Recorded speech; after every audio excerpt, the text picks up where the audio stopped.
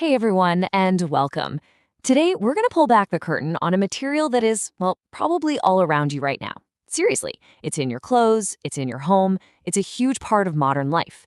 And it's a story with some real twists and turns. We're talking about polyester. So just take a second and look around you. Think about the shirt you're wearing, the curtains hanging on the window, the seat you're sitting on. We are absolutely surrounded by fabrics. And today we're going to unravel the story of one of the most common threads of all. All right, let me ask you a question. What do you think a gorgeous, vibrant sari for a wedding, a super tough school uniform that has to last a whole year, and your favorite sweat-wicking cricket jersey, what could they possibly have in common? They seem like they're from totally different worlds, right? Well, the answer is polyester. Yup, that's the invisible thread that ties all of these things together, from special occasions to everyday life. So let's dig in and find out what this stuff is all about. Okay, so we know it's everywhere, but what is polyester really? I mean, to get why it's so useful and also why it has some downsides, we've got to go right back to the beginning, into the lab. Now, that scientific name, polyethylene terephthalate, sounds super complicated, I know, but the basic idea is actually pretty simple.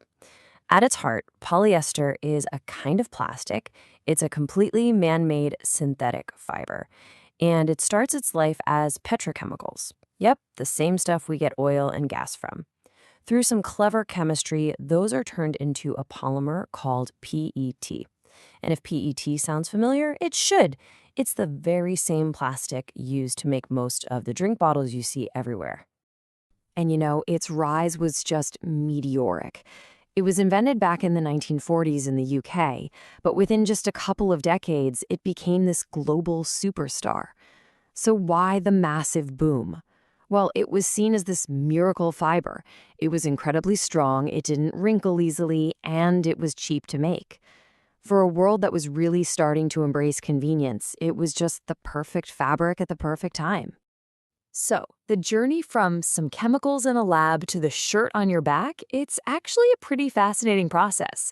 It's all about turning a liquid into this unbelievably strong and versatile fiber. Let's walk through it. First up is polymerization. A good way to think about it is like stringing flowers together to make a mala. Tiny little molecules are linked up into these long, strong chains. That's your polymer.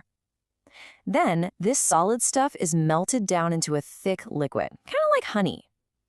Next is extrusion.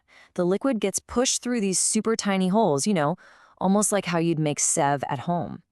This forms long, thin threads.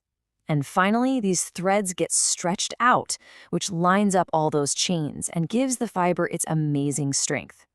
And that's it, a 4-step recipe from liquid to fabric. But, like anything, polyester isn't perfect. It's really a fiber of extremes. It has some incredible strengths, but also some pretty big weaknesses. There's a reason it's so popular, but there are also reasons people criticize it. So let's look at both sides of the coin. Okay, the good stuff. It's super strong and durable. It doesn't really wrinkle or shrink, which means way less ironing, which is always a win. And it dries incredibly fast, an absolute lifesaver during the monsoon season, right? But on the flip side, it doesn't absorb moisture well. That means it's not very breathable compared to something like cotton. And anyone who's worn a polyester shirt on a really hot, sticky summer day in India knows exactly what I'm talking about. It can feel a bit clingy, and sometimes you even get that little static shock. So with all that in mind, where is polyester today? Well, there's no denying it's still king. But the story isn't over. The fabric itself is actually changing and evolving in some really interesting ways, and it all starts with just how versatile it is. I mean, its versatility is just mind-boggling. It's not just in our clothes, everything from formal shirts to sportswear. It's in our homes, as our curtains and bedsheets. And then there's the heavy-duty industrial stuff, like ropes and conveyor belts. But maybe the most clever use is in blends. When it's mixed with cotton to make polycot, you kind of get the best of both worlds. The comfy feel of cotton with the strength and durability of polyester. But here's where the story takes a really important turn. As we all get more focused on the environment, the industry is having to adapt. And the biggest change happening right now is the move towards recycled polyester, which is often made from old plastic bottles. This gives all that plastic waste a second life and means we don't have to rely on using new fossil fuels. And that really brings us to the future. Look, polyester is an amazing bit of modern chemistry. It's a thread that connects so much of our world. But as we've seen, it's a flawed marvel. So the big question I want to leave you with is this. As our technology gets better and better, can we actually engineer a new kind of polyester, one that keeps all the good stuff, the strength, the convenience, but gets rid of the bad, making it breathable, biodegradable, and truly sustainable? In short, can we create the perfect fabric for tomorrow?